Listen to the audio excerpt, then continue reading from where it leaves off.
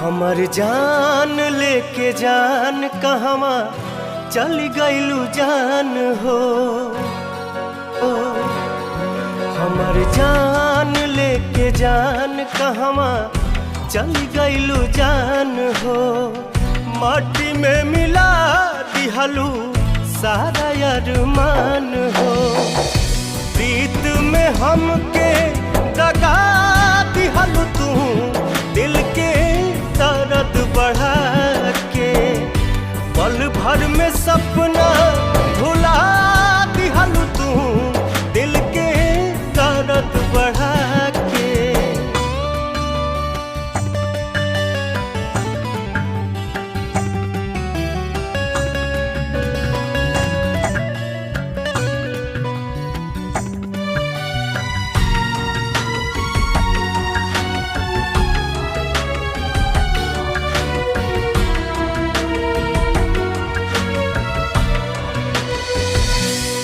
छीन लिहलू तू चहना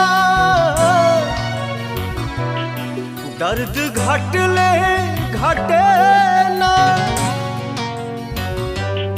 कट गइल पंख अब ता ना उड़ी मन के मैना। चारू ओर छा गइल गम के बदरिया।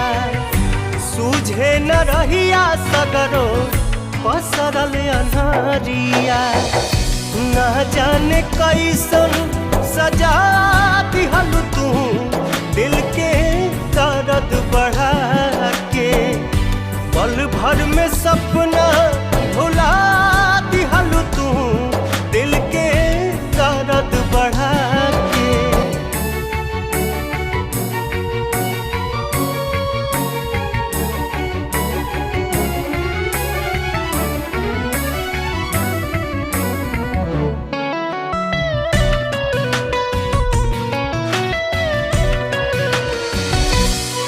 रह गइल अब का बाकी